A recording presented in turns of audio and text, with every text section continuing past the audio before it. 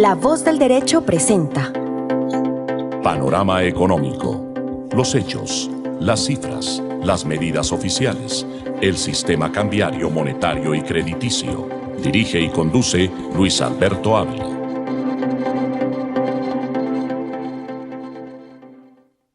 Bienvenidos a Panorama Económico con la dirección general del doctor José Gregorio Hernández Galindo. Hoy les estaremos acompañando Jimena Charri, Alejandro Velandia, Alberto Ávila, en el Control Master, el ingeniero sonido Luis Daza. Como siempre, iniciamos nuestro análisis económico internacional relacionado con los sucesos más importantes, los hechos económicos más importantes a nivel de Estados Unidos. Inicialmente, la secretaria del Tesoro de Estados Unidos, Janet Yellen, ha considerado que las criptomonedas realmente necesitan una regulación como un instrumento fundamental para proteger en alguna y en gran medida a las personas que han hecho inversiones en estas criptomonedas. Recordemos que recientemente pues, ha habido unas especulaciones muy fuertes y en el caso de la bolsa de criptomonedas FTX, que se declaró en bancarrota pues, el pasado 11 de noviembre, dejó pérdidas por más de 3.100 millones de dólares y cerca de 1 millón de personas que han invertido, pues obviamente tuvieron unas pérdidas muy grandes en este tipo de inversiones. De tal manera que sigue el debate global, tanto en el sistema financiero tradicional como en estas nuevas formas de invertir, que necesariamente el Estado tiene que regular, intervenir como una de las formas para poder, pues desde luego, tener alguna seguridad para los inversionistas, para los ahorradores y para el mismo Estado, que desde luego si no hay ninguna regulación no le permitirá al Estado participar o intervenir o apoyar a estas personas que en un momento determinado pierden sus recursos en este tipo de transacciones. Ese es básicamente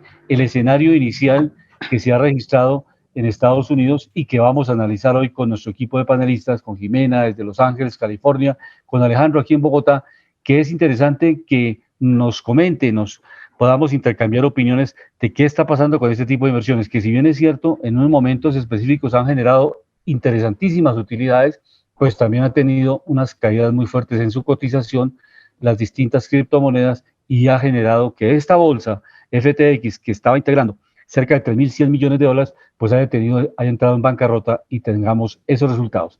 Bienvenido a Panorama Económico, Alejandro, muy buena tarde. ¿Cuál es su opinión sobre este tema tan importante que se está registrando en los Estados Unidos? Sí, muy buenas tardes a todos los oyentes de Panorama Económico. Mi equipo de panelistas, Luis Alberto Ávila, Jimena Charri, ingeniero de sonido Luis Daza y doctor José Gregorio Hernández Galindo. Estamos hablando del tema, continuando el tema de las criptoinversiones.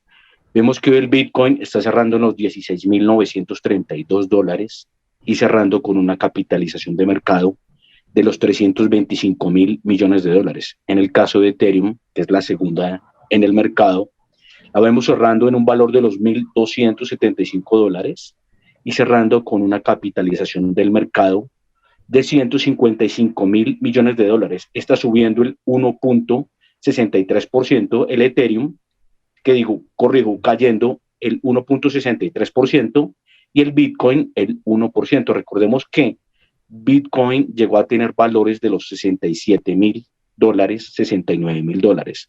En este momento están los 16.932.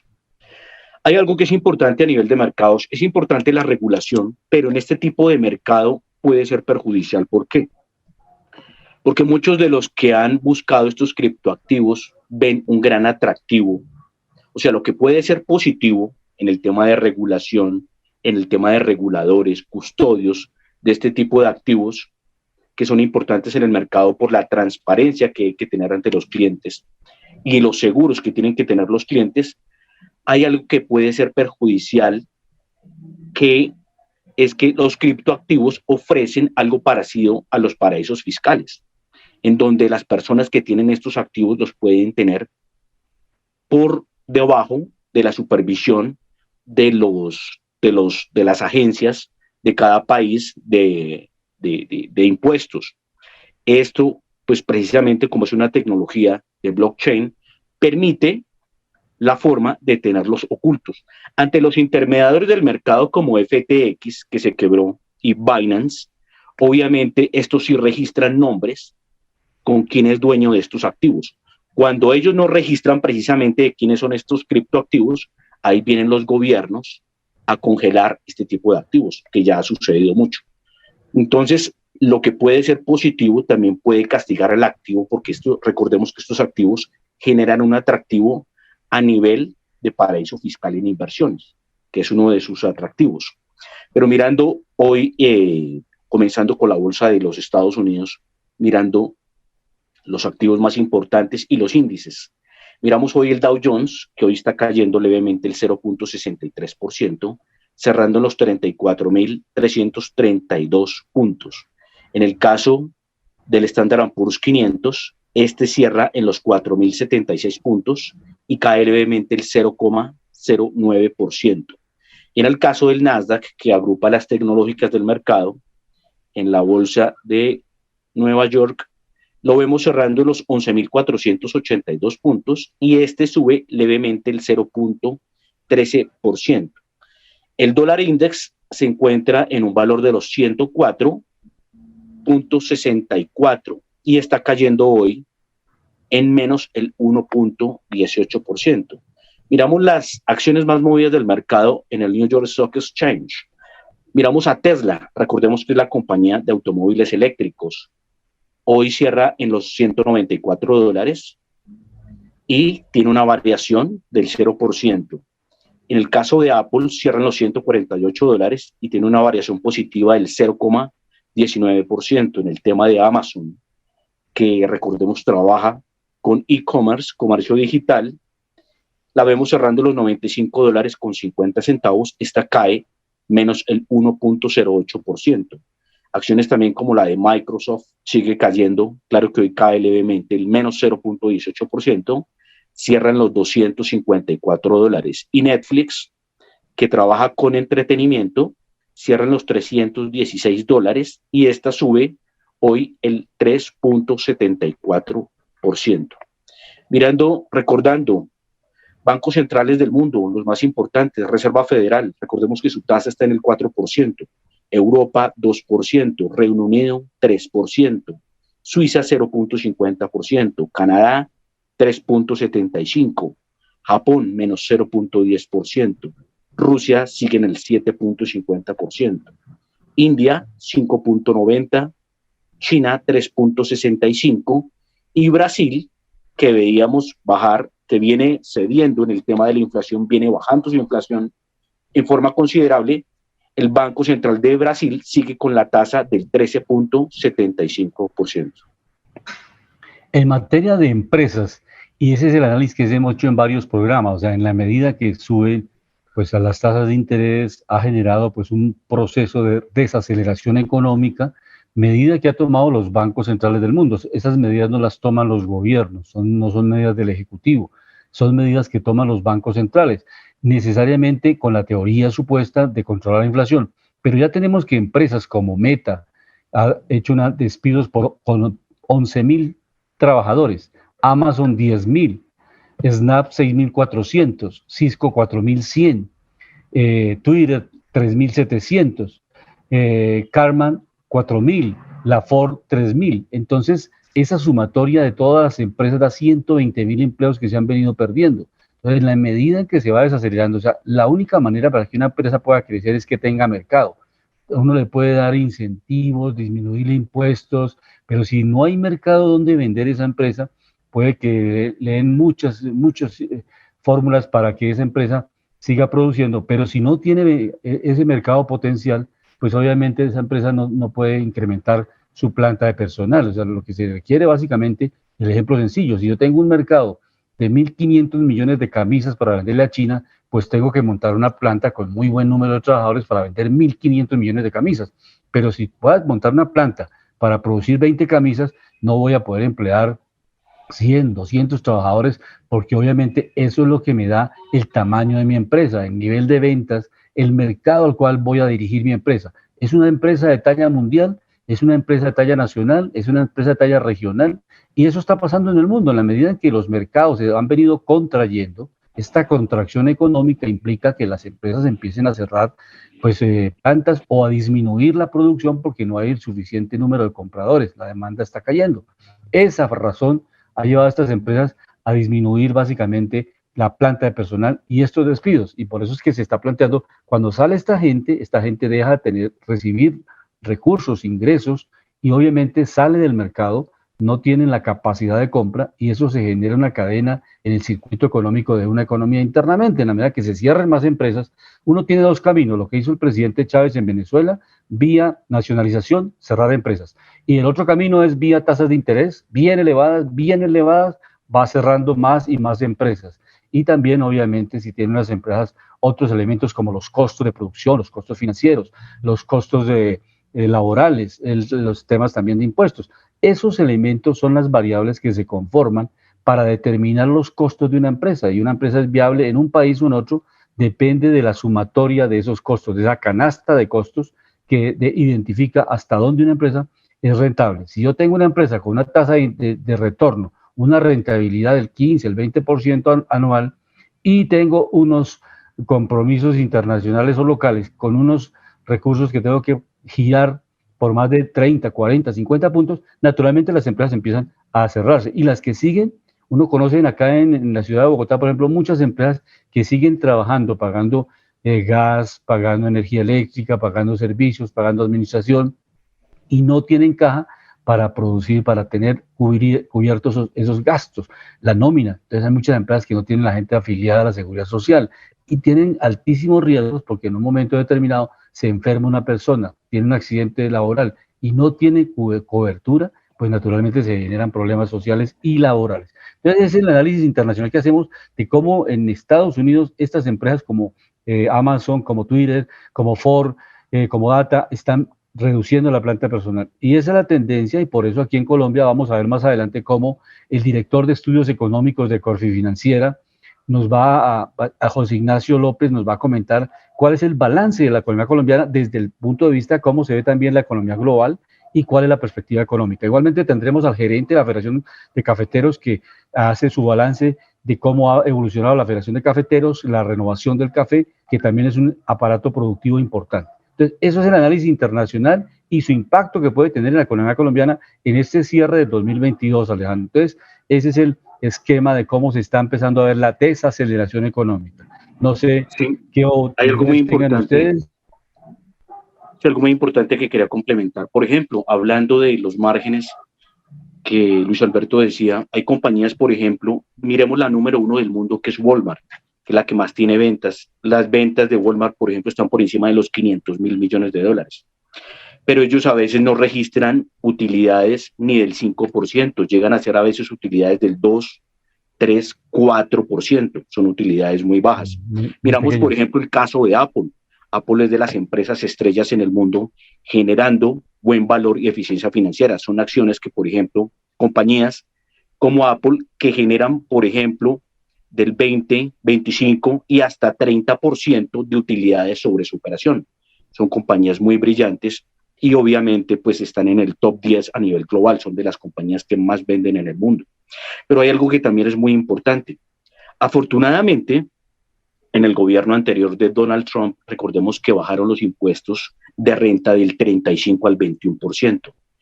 Esto aseguró de cierta forma que las compañías de Estados Unidos fueran competitivas. Y haciendo un paralelo, ya que se viene una grabación, vamos a mirar y analizar por qué es tan importante tener una masa tributaria que sea amable, no solo con el consumo, sino también con la producción y la inversión. Perfecto. Y son cerca de 800 empresas, básicamente. Pero por otro lado, el gobierno español aprobó de manera definitiva la ley para las empresas startups, o sea, para esas empresas nuevas que se están llegando al mercado, especialmente en tecnología, estímulos importantes, y pues el Congreso de España reconoce que estas empresas pues tienen que darles incentivos tributarios, incentivos tecnológicos, incentivos de todo tipo para que puedan arraigarse, desarrollar, potencializar proyectos que en un momento determinado, en su etapa inicial, no tienen la fortaleza suficiente. Entonces, es necesario hacer esto, porque a veces las empresas aquí en Colombia están trabajando, por ejemplo, las startups no tienen un horizonte muy definido, cuáles son las reglas del juego, cuáles son obviamente los impuestos que si son muy altos para estas empresas que están arrancando, pues también van a ser inviables o van a disminuir su rentabilidad y no van a ser suficientemente estimuladas para que puedan desarrollar proyectos de mediano y largo plazo. El problema no es crear una empresa, el problema es cómo tener sostenibilidad. O sea, que una empresa tenga 8, 10, 15, 20 años es una maravilla porque te va a tener también igualmente empleados por 8, 10, 15 años. Pero si una empresa nace y a los 3, 6 meses sale del mercado, pues obviamente haces un ejercicio estrictamente administrativo, se afilia, se vincula con la Cámara de Comercio, con los elementos legales, pero no cumple una función social y productiva de largo plazo. Entonces, esa es la diferencia. Los países están pensando cómo regular, cómo trabajar, pero también cómo estimular esas pequeñas y medianas empresas, esas startups que están generando a los jóvenes especialmente, que son innovadores en el tema tecnológico, nuevas aplicaciones, nuevos productos en el campo tecnológico financiero. Profesor, sí, hay que recordar algo. Por ejemplo, startups precisamente fueron caso de Amazon, caso de Google, caso de Facebook, empresas muy exitosas y que llegaron a multiplicarse su capitalización en mercado por miles de millones de dólares. Caso de Tesla también, caso de SpaceX, bueno, de todos estos emprendedores que son Elon Musk, Mark Zuckerberg, Bill Gates, casos como el de Han Kuo, creador de WhatsApp y muchos otros, ¿no? Entonces es importante porque es que hay algo que pasaba en ciertos países, y no sé ustedes qué opinan de esto, que decían que si un sector es muy rentable, que hay que ponerle más impuestos, pero es que también lo puede matar y asfixiar, ¿no? Que eso es algo muy importante, porque es que yo no sé si dentro de estas startups sea únicamente anclaje a lo tecnológico o también puede hacer creación desde cualquier sector que no muchas veces no pueda estar anclado al económico y que también se le ayuda al crecimiento, ¿no? Sí, en esto sí es diverso, no solamente en el campo tecnológico. Ese es uno de los campos más fuertes, pero sí hay emprendimientos y desarrollos de innovación en muchos sectores. Ahora, por ejemplo, en la agricultura colombiana y global, pues está dando todo lo que tiene que ver con los drones, cómo se utiliza la nueva tecnología, las aplicaciones específicas para el sector agropecuario, las innovaciones para determinar y anticiparse a los ciclos económicos de los productos, a todos los problemas que tienen con los riesgos de plagas que se pueden presentar en la agricultura. Y entonces, en la medida que haya mecanismos, satélites, drones y toda la información que se pueda recolectar, tecnología de punta para el sector agropecuario, pues van a regresar muchos jóvenes al campo, porque ellos les llaman y están capacitándose precisamente en tecnología, y con esa tecnología es que ellos regresan al campo. Un joven no puede regresar al campo para hacer el mismo trabajo rudimentario que hacían los abuelos o los bisabuelos, sino que básicamente el campo tiene que saltar tecnológicamente a niveles muy, muy altos, porque la comercialización, la producción y todo lo que tiene que ver con esa tecnología le va a mejorar la productividad en el campo. Es muy diferente un campesino, caficultor, que sabe 3 meses o un mes antes que va a tener el riesgo de roya, y no como lo hacían en el pasado, que ya básicamente empezaba a fumigar o a buscar insecticidas para atacar la roya cuando ya realmente estaba irrigado en toda la producción. Entonces, esos cambios tecnológicos están ayudando mucho a esas nuevas innovaciones que se están presentando. Jimena, bienvenida a Panorama Económico. ¿Y cómo está ya la situación climática y las empresas allá? ¿Cómo se están viendo las empresas en Los Ángeles, en California? Bienvenida, buena tarde. Muy buenas tardes para todo nuestro equipo, para nuestros queridos oyentes de Panorama Económico. 3 noticias importantes en este panorama internacional referentes a Estados Unidos.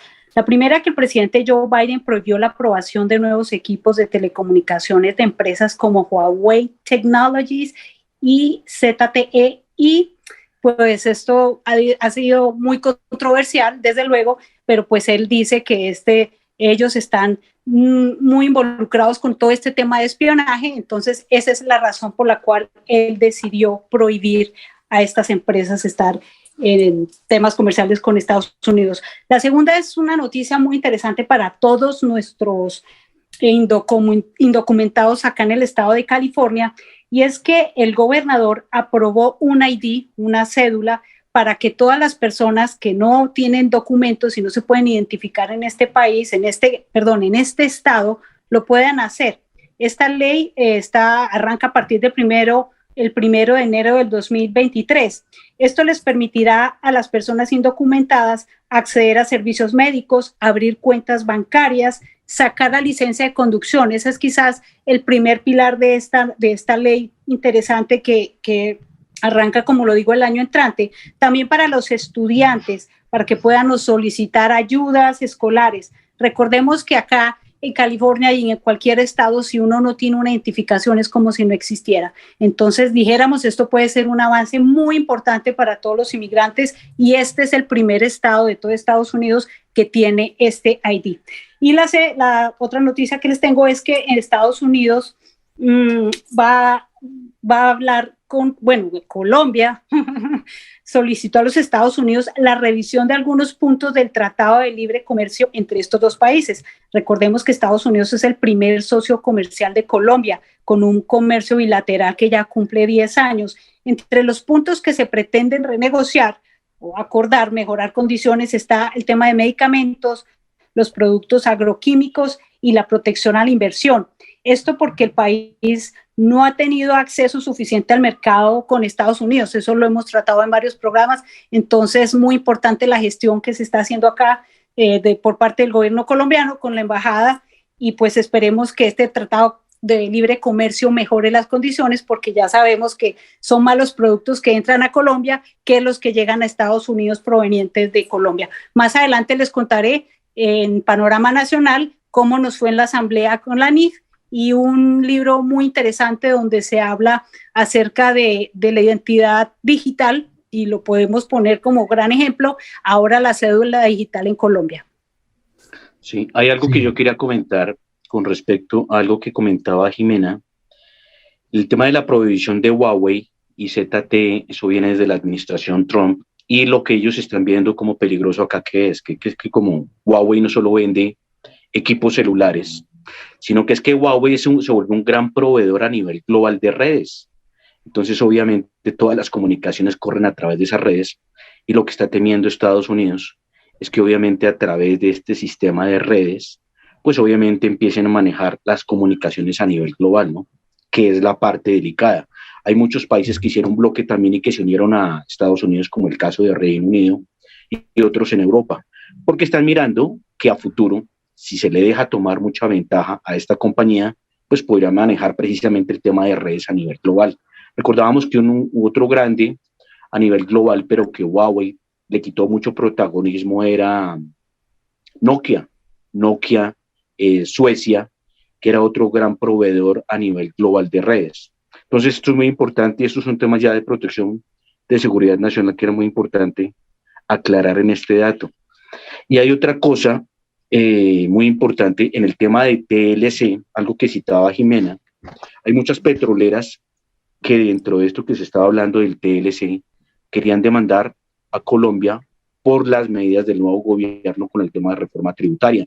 Recordemos que con la nueva reforma tributaria en Colombia, las empresas que más sufrieron fueron las del sector minero energético, se les incrementaron mucho los impuestos. Entonces, obviamente, como les cambian las variables del mercado y las condiciones, por eso ellos quieren precisamente a través de este TLC mirar si la demanda puede revertir todas estas medidas que se tomaron. Un pequeño para el cierre, Jimena, es el índice, y ya le seguimos en el análisis allá desde Los Ángeles, el índice de precios de gastos, Jimena, de consumo de personal, excluyendo alimentos y energía en los Estados Unidos. Lo dice el presidente de la Fed, Jeremy Powell, enfatizó que esta semana hay un incremento muy pequeño, o sea, se está disminuyendo la inflación en los Estados Unidos, que es un factor bien importante. Es una señal positiva para todo el mundo, porque obviamente si se logra controlar la inflación en Estados Unidos, pues naturalmente eso va a generar un efecto cadena en el resto de países del mundo, y eso llevará a que pues, no se suba la tasa de interés en la Reserva Federal en el ritmo que venía, sino se empiece obviamente a hacer unos ajustes mucho más pequeños y desde luego con la mirada de que después vuelvan a la tasa de interés a bajar, porque ese es el ciclo que se da en estos últimos años, o sea, sube la tasa de interés, vuelve a bajar y se vuelve a reactivar la economía. Adelante, Jimena. Sí, no, esta es una recomendación en general para todos. Recordemos, y este es un tema que se ha debatido mucho sobre el tema digital, y es que siempre debemos tener la cámara del celular o la cámara de los computadores apagada, porque por ahí es donde se filtra toda esta información que estamos compartiendo todo el tiempo. Entonces, esta es una recomendación, siempre la la han hablado en distintos eventos digitales, y es que hay que tener la cámara oculta, porque por ahí es donde hay exactamente el espionaje en todo nivel. Entonces es una recomendación que aprovecho para hacerles, siempre tener la cámara apagada, porque por ahí es donde le toman a uno los datos. Y recordemos que nosotros, cuando tenemos estos dispositivos tecnológicos expuestos, estamos prácticamente cediendo los derechos a nuestra información. Entonces no existe un acuerdo previo para la protección de datos, sino apagamos las cámaras. Sí, hablando precisamente, anclando a un dato que estaba hablando Luis Alberto, el tema de la inflación de Estados Unidos, veíamos que viene cediendo un poco, no tan fuerte como en el caso de Brasil, por ejemplo, pero recordemos que hoy está en el 7.7%, la anterior era el 8.2%, recordemos que su tasa de interés por parte del Banco Central está en el 4%. Miramos, por ejemplo, el caso de Brasil. El caso de Brasil es interesante. Recordamos que la tasa del Banco Central de Brasil está en el 13.75%. Y en este momento la inflación en Brasil está en el 6.47%. La anterior estaba en el 7.17%. Entonces, este caso es interesante. El manejo que ha tenido el Banco Central, pues le ha pegado al mercado, la inflación ha bajado. Recordábamos otros países, por ejemplo, de América. Chile tiene la inflación en el 12.8%. La anterior era el 13.7%. Colombia sigue con una inflación del 12.22%, es de las más altas de América. Recordemos que la más alta de toda América es Venezuela, 156%. La penúltima más alta, Argentina, 88%. Recordábamos también en el caso, por ejemplo, de México. La inflación en México es 8.41%. Y recordemos que la más baja de toda América es Panamá, con 1.67%.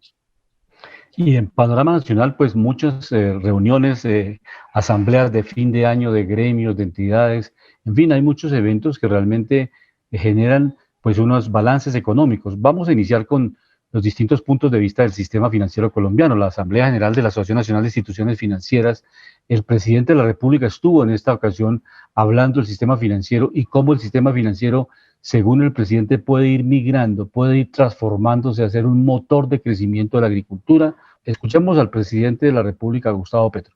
En la inercia. La inercia solo nos lleva a la muerte. Hoy, el cambio hoy nos permite tener la opción de la vida si miramos estos conceptos bajo el prisma de la crisis climática. Y estas son, digamos, las opciones que me parece serían las más importantes para Colombia. Hoy tenemos dos estadísticas positivas que nos permiten afirmar que este puede ser un camino: el crecimiento industrial del país, que se coaliga con el hecho de que hay compra de maquinaria y equipo como nunca antes, y el crecimiento del comercio exterior en productos no tradicionales, es decir, petróleo, carbón, de Colombia. Si miramos estas tres variables, compra de equipos y maquinaria, crecimiento del PIB industrial y crecimiento del comercio exterior no tradicional del país, casi en un 25%, creo que tenemos las bases que nos podrían llevar a afirmar con acierto que apostarle a la producción en Colombia es la mejor opción. Gracias, muy bien. Estos son los elementos fundamentales y muchos más que el presidente planteó. O sea, el presidente en eso fue extremo porque dijo que el sistema financiero no generaba riqueza. Y en eso hay una discusión muy grande en la teoría económica mundial. Hay unas personas que dicen que sí, economistas en el mundo muy valiosos que sí, evidentemente contribuye cuando se orientan recursos hacia la producción, a la inversión en infraestructura, en la misma producción agropecuaria, en la misma producción industrial, es acumular recursos en un sector y trasladarlos a otro que estratégicamente generen más riqueza. Él dice es que si se orientan los recursos, dice el presidente de la República, solamente al tema especulativo, pues pierde la esencia del sistema financiero. Y entonces la invitación que hacía en este cierre de la asamblea de ANIF junto con Miguel Santamaría, que es el presidente de esta organización, pues obviamente hay divergencias, y esa es la democracia colombiana, que permita que el sector financiero, por ejemplo, le plantearon reparos al presidente frente a la reforma a la salud, frente a la reforma laboral, frente a la reforma pensional. Hay un enfoque distinto del sistema financiero. Obviamente ellos tienen unos puntos de vista de acuerdo al negocio, a las inversiones que han realizado, y el presidente les planteaba que hay necesidad de hacer unas reformas dentro de la institucionalidad, y que es el Congreso de la República el meridiano. Allá es donde se define por una votación democrática de los distintos sectores que representan a las distintas sectores sociales del país, que están allá definiendo la aprobación o no de estos proyectos. Entonces, ese es el balance básicamente de ANIF. Sí, adelante. Profesor, una pregunta: ¿por qué es que el presidente Gustavo Petro dice que el sistema financiero no genera riqueza? O sea, ¿cuáles son las bases para que él diga eso y en el resultado se muestre ese tipo de afirmación?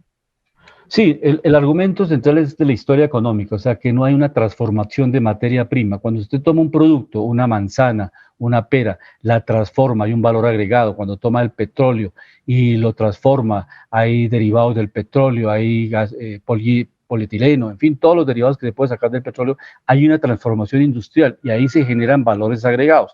El sistema financiero lo que hace es coger una plata de unos ahorradores y pasarla por la otra ventanilla a unas personas que solicitan un crédito. Ahí no hay una transformación de materia prima ni valor agregado de riqueza. Ese es el enfoque que esperamos interpretarle al presidente de la República.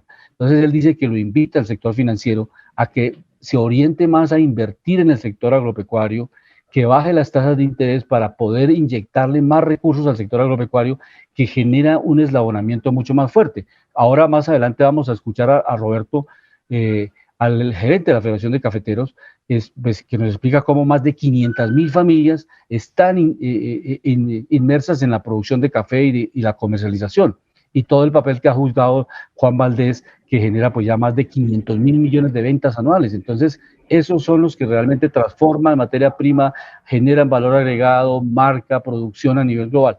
Y la otra parte que el presidente argumentaba en esta asamblea de ANIF es que, pues obviamente, no es como el sector servicio, que el sector servicio recibe un producto ya elaborado con unos elementos importantes, pero el sector servicios, ese comercializador, no le agrega ninguna distinción de producción adicional a ese producto, simplemente lo compra en un precio y lo revende en otro lado. Ese hace el comercializador, y ahí no está generando un producto agregado, un valor distinto. Entonces, esos son los elementos de análisis que él hace en estos congresos, y obviamente ahora más adelante pasamos los puntos de vista de Santamaría, que es el presidente de la ANIF, que es un concepto distinto, para que aquí tengamos ese balance entre los dos puntos de vista que enriquecen el debate y el panorama económico.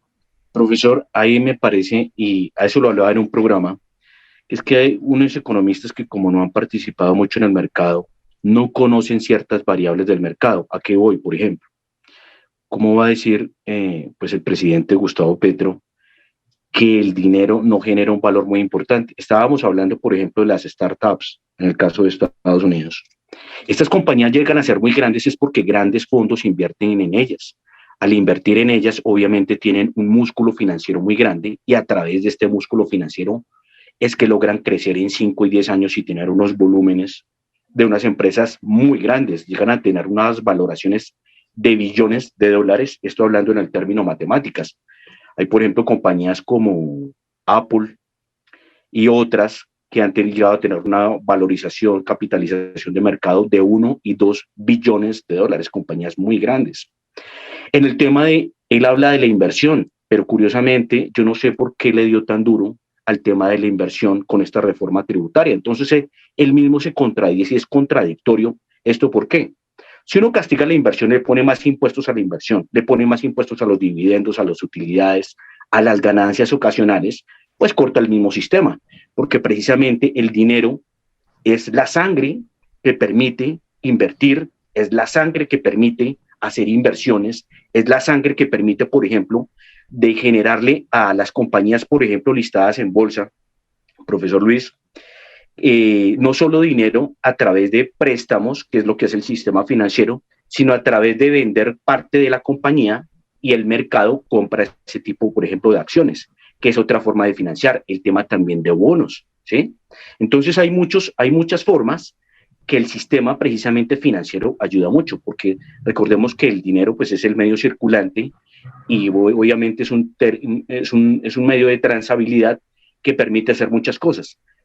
Ahí precisamente lo que hay que revisar y lo que hay que ayudar es estimular la inversión. ¿Cómo se estimula la inversión en un país? Pues tratando a los inversionistas de una forma muy noble y generándoles exenciones. Hablaba de algunos países, yo creo que algunos asesores que tiene el presidente Gustavo Petro le pueden decir, los que están obviamente especializados en mercado internacional, que casos como el de Singapur e Irlanda son exitosos. ¿Por qué? Porque es que castigaron mucho el tema de impuestos, son de los países que menos cobran impuestos y de cierta forma vuelven a los países muy atractivos. Emiratos Árabes es otro país que logra ser ejemplo de esto. No por nada muchas compañías invierten en estos ya centros financieros, sino centros de intermediación y logística. Entonces es muy importante que el presidente, creo yo, deje los sesgos de lado y también analice todo el sistema, cómo se alimenta el tema pensional también, por ejemplo. Recordamos que muchas de las compañías de fondos de pensiones tienen sus activos en las compañías más grandes del país, por ejemplo, como Ecopetrol. Pero si el presidente se pone a hacerle daño al sistema energético con sus declaraciones, suministra, pues obviamente afectan el valor de Ecopetrol. Y eso a su vez afecta a los fondos y a los tenedores de los ahorradores, de los ahorros de los fondos de los bonos pensionales, porque si la persona, por ejemplo, se le bajan las acciones de Ecopetrol, pues el bono pensional se le baja y así sucesivamente. Entonces es importante, creo yo, que el presidente también tenga los asesores idóneos que sepan mucho del tema de transabilidad de economía y del tema de mercados para que él con su profundidad pueda tomar las decisiones correctas y exactas para dinamizar el mercado de dinero. Jimena, Jimena está en línea. Sí, señor. Sí, ¿alguna pregunta al respecto, algún comentario al respecto de lo que estaba hablando el presidente de la República de Naní? O vamos pasando al sector de la caficultura colombiana para escuchar al gerente de la Federación de Cafeteros de Colombia. Bueno, doctor, dos cosas más referentes a esta importante asamblea generada por el ANIF. En palabras del presidente, dice que la política económica del actual gobierno es anticíclica, es decir, que debe gastar en lo que puede reactivar la economía medida en puestos de trabajo, y si bien reconoció que ese tema genera discusión porque se basa en priorizar determinados sectores económicos, por ejemplo los sectores turístico y de construcción, que llevan la ventaja en intensidad de los puestos de trabajo sobre el minero energético. Finalizando su intervención, dice que propuso el fortalecimiento del comercio exterior a partir de la exportación de productos no tradicionales como el petróleo, el carbón, y describió que esa variable, junto con la compra de equipos y maquinaria y el crecimiento del PIB industrial, podría sentar las bases para que la producción nacional se fortalezca, así como el crecimiento industrial. Reiteró que su llamado es a prestarle más atención a los factores externos. El discurso fue bastante importante, yo también tuve la oportunidad de estar en ese evento, entonces hizo como un recuento de todo lo que se ha hecho en estos 4 meses, entre ellos está 3 objetivos primordiales: el primero en materia de recaudo y recuperación económica, la aprobación de la reforma tributaria y la disminución del déficit del Fondo de Estabilización de Precios de los Consumidores. Dice él que es una factura que había que pagarle a Ecopetrol, y la transformación de la estructura de la deuda externa del país.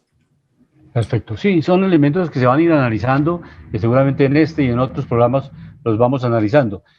Otro evento interesante que en Panorama Económico lo analizamos es el tema cafetero, que es interesante. ¿Por qué no se ha dado la renovación cafetera? El gerente de la federación decía muy puntualmente, obviamente que si los precios del café están altos, ningún cafetero se va a poner a renovar la cosecha de café, o sea, cambiar los cultivos, hacer nuevos cultivos con nuevas semillas, porque si el precio está muy bueno, pues él está aprovechando la coyuntura y no va a hacer renovación de la caficultura en la finca, porque obviamente eso se demora, ese tipo de renovación. Entonces él pierde esta coyuntura de buenos precios del café, entonces por eso se ha demorado también la renovación. Y también el gerente de la federación ha planteado que este fenómeno de la niña pues ha impactado también fuertemente en los programas de renovación, porque las inundaciones, en fin, todo lo que ha generado este prolongado invierno que estamos viviendo en Colombia y las inundaciones que se viven en todo el país. Pero escuchemos al gerente de la Federación de Cafeteros, Roberto Vélez, haciendo este análisis en su balance de gestión 2022. Se quedaron en años anteriores, casi tenemos un año completo de atraso. Y eso es preocupante. Entonces, ¿qué ha pasado? Falta de recursos. También hay que hacerlo claro. Del gobierno anterior no hubo un apoyo grande para la renovación. Y estamos a la expectativa que el gobierno actual, a través del anuncio que hizo el ministro de Hacienda, un ICR para la renovación, pues pueda dar un salto cuántico y podamos volver a niveles de renovación que tuvimos por allá en el 2012, 2013, 2014, de casi 110.000 hectáreas. Lo otro que no ha ayudado definitivamente son los buenos precios. Y yo simplemente se los pongo a ustedes como cuestionamiento. Ustedes tienen unos árboles viejitos, o ya pasados de edad, de 6, 7, 8 años, pero que tienen algo de café. ¿A estos niveles de precio ustedes los tumbarían? Pues esperaría un poquito a cogerles esa cosechita y más bien el próximo año yo los tumbo. Yo creo que esas dos son las razones, en primer lugar. En segundo lugar, el ministro fue muy claro, que se requiere un repensar del gobierno corporativo o la gobernanza de las cooperativas. Y no solamente de las cooperativas caficultoras, de las cooperativas en todo el país, para que haya una mayor armonía entre lo que son sus órganos de gobierno, las gerencias y la superintendencia de economía solidaria. Bienvenida sea esa sugerencia, porque nosotros estamos trabajando. Esta crisis que hemos tenido producto de los incumplimientos de los cafés a futuro, no solamente ha servido para que nosotros empecemos a mirar cómo solucionarla, y ahí vamos, y ustedes saben que dimos los tiempos para que el cafetero pueda entregar el café y las cooperativas también, pero identificamos igualmente que buena parte de lo sucedido es producto de la debilidad en la gobernanza de las cooperativas.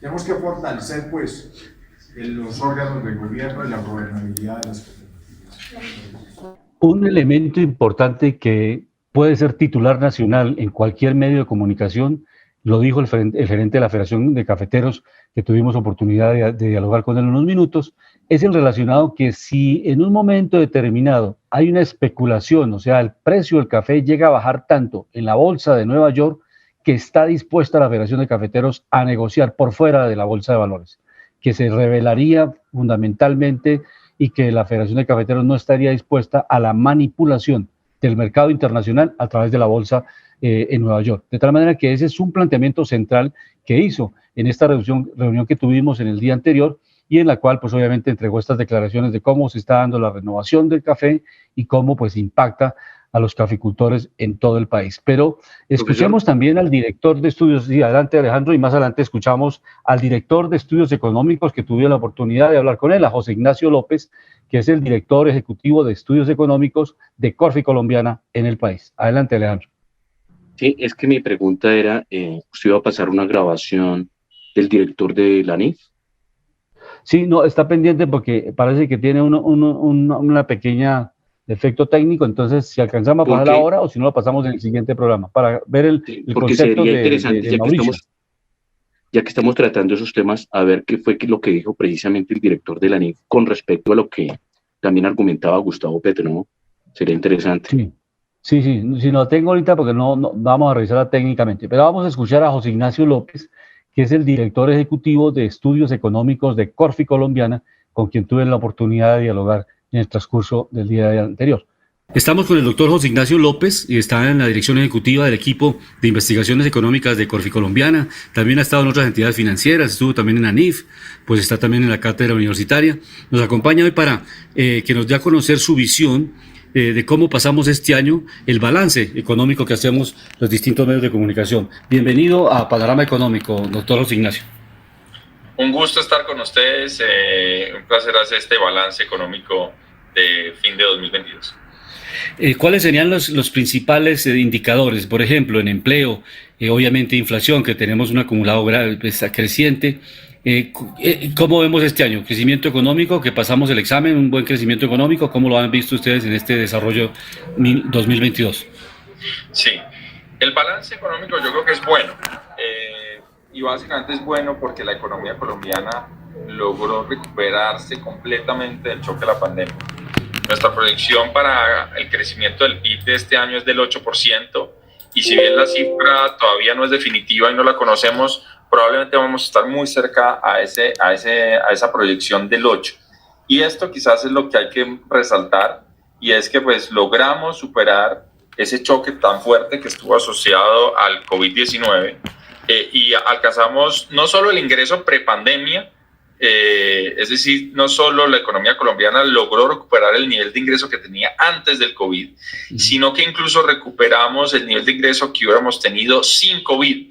Es decir, en un escenario hipotético, contrafactual, donde nunca hubiera llegado la pandemia y la economía colombiana hubiera crecido a una tasa tendencial del 3,3%, este año estamos alcanzando el nivel que hubiéramos tenido en ese escenario hipotético. Y esa es una muy buena noticia.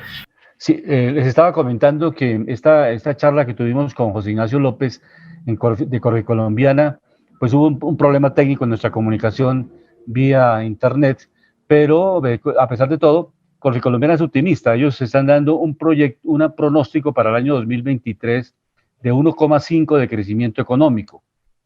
Y pues obviamente que estamos cerrando una inflación de 12,5% este año. Y ellos están planteando también que si se tiene en cuenta la productividad para el año entrante, el salario mínimo debe tener un incremento no superior al 13,5%. Estos son, digamos, los elementos fundamentales. Correcolombiana ni Fedesarrollo se comprometen con los temas de tasa de cambio porque dicen que pues obviamente se debe a muchos factores, importaciones, exportaciones, cómo se comporta la economía, el sector real, en fin, las inversiones extranjeras, las remesas, todas esas variables que inciden en el precio del dólar a nivel interno y las externas que tienen que ver con la política monetaria de Estados Unidos. Adelante, Alejandro. Profesor, él comentó algo del impacto de la reforma tributaria en el castigo con el tema del incremento de impuestos, por ejemplo, a dividendos, a rentas, a ganancia ocasional, o sea, el impacto que esto genera, porque es que obviamente recordemos que lo que genera crecimiento es la inversión, ¿no? En los distintos sectores, en el ahorro, y también en el mercado de valores. Él comentó algo con respecto al impacto que esto genera. Ese tema lo abordó, siempre lo abordó el presidente de Asobancaria, que lamentablemente le tocó renunciar por los problemas personales, Hernando José Gómez, que lo tuvimos aquí en programas anteriores, él el presidente de Asobancaria. Él en alguna medida, en nombre del sistema financiero, estuvo de acuerdo con la sobretasa, ese 3% de sobretasa al sistema financiero, pero obviamente no están de acuerdo con los dos elementos importantes, tanto impuesto a los dividendos como el impuesto de renta que se incrementara para el caso de empresas. Entonces, esos elementos fueron discutidos en el Congreso, pero ya definitivamente la reforma se fue así, salvo, como usted lo comentaba, Alejandro, que haya algunas demandas que presenten algunos sectores de la opinión pública en Colombia, que es el legítimo derecho. Una norma, una ley se puede demandar, eso tiene cualquier sector económico o cualquier grupo social puede presentar una demanda y puede prosperar o puede avanzar o puede ser negada. Y eso básicamente... Sí, sería por la violación de garantías cuando se hicieron los acuerdos. Tiene esa potestad. Eso sí ya son los jurídicos tributarios de las entidades, de los gremios o de las personas o de las cooperativas, depende del sector que haya sido afectado. Por ejemplo, ACOPI ha venido planteando que debía tener un impuesto diferencial las pequeñas y medianas empresas frente a las grandes empresas. No es lo mismo pagar un impuesto de renta de 35 para una grande empresa que para una pyme. Ellos estaban planteando que dejaran las pymes un 30%, porque ellos están arrancando, son empresas de muy pequeño músculo financiero, sus ventas, como hemos hablado en varios programas, es un mercado local, no es un mercado internacional, en fin. Entonces, que ellos les dieran un impuesto de renta preferencial. Eso tampoco se logró. Y pues ACOPI va a seguir insistiendo. Aquí vamos a ver si invitamos nuevamente a María Alexandra, que nos participe como directora ejecutiva de ACOPI Regional Bogotá, Cundinamarca. Pero esos elementos son los que están dados. Jimena, siga. Sí. Alejandro. Profesor, hay algo que quería comentar con respecto a eso y quiero que tengamos una mirada global. ¿Por qué? Porque es que obviamente, lo comentaba la otra vez en un programa, las compañías grandes de Colombia que son multilatinas. Por ejemplo, hablamos de Grupo Sura, hablamos de Ecopetrol, hablamos del Grupo Aval. Todas estas compañías que tienen presencia internacional, pues son las pequeñitas del exterior. Son como las MIPYMES. Son compañías que, por ejemplo, tienen, si las comparamos con las compañías más grandes del mundo, tienen las ventas del 1, 2, 3% de las compañías más grandes del mundo. Entonces, pues también hay que proteger estas compañías y también proteger sus activos. Y hay otra cosa que hay que recordar, que muchas de estas compañías también están listadas en bolsa, y si se les castiga también, pues se le castiga al inversionista y se le castiga también a los fondos que tienen sus dineros en estos fondos de pensiones. Pero hay una noticia muy importante, profesor Luis Alberto y Jimena, no sé si la escucharon esta semana, que tanto Jaime Gilinski como el fondo emiratí estaban en Palacio. ¿Quién sabe qué era lo que estaban obviamente hablando? Obviamente recordemos que pues el gran movimiento del año, que eso fue, creo que es uno de los eventos más importantes a nivel económico. Las OPAs de Sura. Pues las OPAs y la compra agresiva por parte del grupo Gilinski y del fondo del Golfo Pérsico, ¿no? Que es tan importante y que generó tantas movidas, porque recordemos que el GEA era un grupo intocable, era lo que se llamaba antiguamente el Sindicato Antioqueño, era un grupo que era muy protegido celosamente por los antioqueños, pero hoy en día recordemos que pues no hay enemigo pequeño, no hay un dinosaurio fuerte, que todo cambia, las dinámicas del mercado, como lo decía un día. Ni Julio Mario Santo Domingo en sus mejores tiempos, ni Ardila Lule se atrevieron a tanto. Entonces, obviamente, esto es una de las movidas más importantes a nivel nacional y que generó mucha expectativa. La verdad, yo decía que esto que sucedió es hasta guión para una película, porque la verdad, esto está tan organizado, esto es un equipo de abogados, un equipo de financieros nacionales e internacionales. Y recordemos que Jaime Gilinski es uno de los colombianos mejor relacionados a nivel global con el tema de fondos. Uno de sus grandes asociados ha sido, por ejemplo, en las compras, George Soros. Recordemos que George Soros es uno de los grandes hombres a nivel de finanzas internacionales que ha hecho movimientos que han hecho a temblar hasta el mismo Banco de Londres. Miramos, por ejemplo, cerrando el tema de datos económicos con dólar. Miramos que el dólar hoy está cerrando en los 4.788 pesos con 32 centavos. Buena noticia porque viene cediendo. El mercado estaba muy nervioso porque pues desde que se eligió Gustavo Petro, la moneda se había devaluado más de 25%. Entonces obviamente todos están esperando que ojalá siga cediendo. Está prácticamente a punto de romper lo que se diría el piso el piso en este momento, que serían los 4.780, 4.770. Entonces esperemos que ojalá rompa esto y que podamos tener un dólar también no tan costoso, para que obviamente pues el tema de las importaciones no salga tan costosa. Recordemos que Colombia sigue importando más de lo que exporta, tenemos balanza deficitaria, entonces un dólar alto pues nos afecta mucho en el mercado. Doctor. Jimena, adelante. Sí, claro, esta noticia me pareció muy importante, una noticia que dio el diario El Tiempo, además porque lo hemos mencionado y sugerido en varios programas. Y es la siguiente, que este miércoles se conoció la ponencia para el cuarto debate que tendrá la reforma política en la plenaria de la Cámara de Representantes. 3 temas muy importantes están en esta reforma que mencionamos en programas anteriores, como bien lo he dicho. La primera es el voto obligatorio para las próximas elecciones 2026-2031. Esto dentro del proyecto que se radicará en el Congreso, que busca crear la cultura del voto y su participación democrática. En él se establecerán las sanciones que recibirán quienes no cumplan con ello, pues el voto es un derecho y un deber constitucional, como lo hemos dicho. La segunda, se plantea también que el financiamiento político que sea del 100% estatal, estableciendo la participación en la campaña electoral de los partidos y movimientos políticos a través de anticipos y reposición de votos acorde con los criterios de igualdad y desempeño en los comicios. Y tercero, que se quiere establecer como regla general la conformación de listas únicas, cerradas y bloqueadas para elección de corporaciones públicas a partir del 2026. Estas medidas simplifican el proceso de votación y escrutinio, también el fortalecimiento institucional de los partidos políticos la promoción del voto orientado a la preferencia de programas y la distribución equitativa de escaños a los partidos según los votos alcanzados. Entonces, muy importante, ojalá esto pues se dé, porque lo hemos hablado en muchas oportunidades cuando estamos cerca de elecciones, que realmente el voto debe ser obligatorio y todo el que tenga su cédula escrita debe votar, y si no, pues, hombre, debe tener alguna sanción, porque siempre criticamos a nuestros gobernantes, pero a la hora de votar solo menos del 50% votan en Colombia, doctor. Sí, hay un elemento, una cosa importante. Sí, Alejandro, es que estamos en los últimos 3 minutos del programa. Importante lo que está citando Jimena, pero yo pienso pues que en un Estado democrático hay que fijar algo, y qué bueno que se contemplara, porque es que lo repetí en el anterior programa. Hay mucha gente que uno le pregunta por qué no vota, ¿sí? Hay mucha gente que nunca ha votado, por ejemplo, pero ellos dicen que por qué no votan, que porque no creen en los políticos, que porque no creen en el sistema político, que porque no creen en ellos, que todos son lo mismo. Entonces miramos que, por ejemplo, el tema del abstencionismo en la última elección fue casi del 50%. Entonces uno le va a preguntar a muchas de estas personas por qué no votan, y esa es la razón fundamental.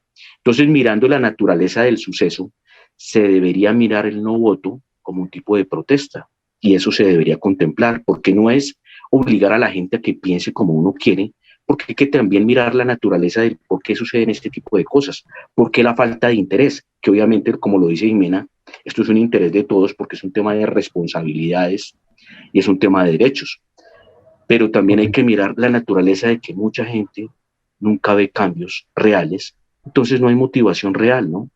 Entonces, pues, es mirar y centrarse desde la naturaleza de la vivencia que tienen precisamente esos ciudadanos, ¿no? 2 elementos iniciales, básicamente el aguinaldo boyacense, que mucho turismo a la región de Boyacá, Paipa, Villa de Leyva, toda esa región. Una voz que ha sido legendaria en la locución en Colombia, Gustavo Niño Mendoza, quien estuvo ayer en el Teatro Colón, hizo el lanzamiento del aguinaldo boyacense, y estuvo un gran amigo mío hace mucho tiempo. Aquí también tuvimos la oportunidad de hablar un buen rato para promocionar el turismo, porque es una variable interesante para que le ingresos a las regiones, es una forma económica importante. O sea, el turismo no se promociona, digamos, con este tipo de cosas, la Feria Manizales, todas las ferias que a final de año desarrollan las distintas regiones de Colombia, como Nariño, Boyacá. El aguinaldo boyacense se creó hace 65 años. Un sargento de la Policía Nacional se invitó a unos amigos y en la plaza principal de Bolívar, de Tunja, dijo que hicieran una fiesta para celebrar lo que habían hecho durante todo el año. Y Gustavo Niño Mendoza hace esa invitación, que fue una voz importante de los medios de comunicación. Escuchamos a Gustavo Niño Mendoza. Del aguinaldo boyacense se decía, y aún se afirma, que no había fiesta sin Velosa, ese juglar que ha sabido revelar en su género carranquero las cuitas del abuelo, el centelleo de las conquistas y la tradición hecha a punta de asadón y riego. Jorge Velosa le ha escrito al río, al monte, a la vaquita de la campiña, a los maizales amancebados con el viento y a los relatos que, como el de don Gregorio, inspiró la historia de una cucharita convertida en himno popular. Y para esta época de luces y festones, Velosa le escribe al Año Nuevo y ruega a él para que cuide de su viejita, simbolizando en su ruego el clamor a ese niño que nace en el establo de nuestras almas, para que les prodigue a los campesinos una Navidad feliz, una luna radiante en la espesa noche y la claridad de nuevos luceros donde se refugien los sollozos de nuestros labriegos. Señor Año Nuevo, dice Jorge Velosa Ruiz. Oiga, señor Año Nuevo, con todo respeto le quiero pedir que cuide de mi viejita y aunque no disponga nada para mí, ella es lo único que tengo, señor Año Nuevo, y espero que usted me le traiga buena vida y me la conserve, recuérdelo bien. Señor Año Nuevo, espero que sí, aunque no disponga nada para mí. Ese es Jorge Velosa, y la música carranguera, y la promoción. Y lo más interesante es ayer que estábamos en una reunión en el Teatro Colón, donde se firmó el acuerdo de paz del presidente Santos con la FARC, es ver a esos niños de Boyacá tocando distintos instrumentos, haciendo parte de la Sinfónica de Boyacá y desarrollar toda esa actividad cultural que es bien importante. Cuando un niño empuña o toma un instrumento musical, es un niño que se pierde o que la guerra no lo puede tomar. Y esa es la parte fundamental de la economía regional de Boyacá. ¿Por qué Boyacá no tiene paramilitarismo?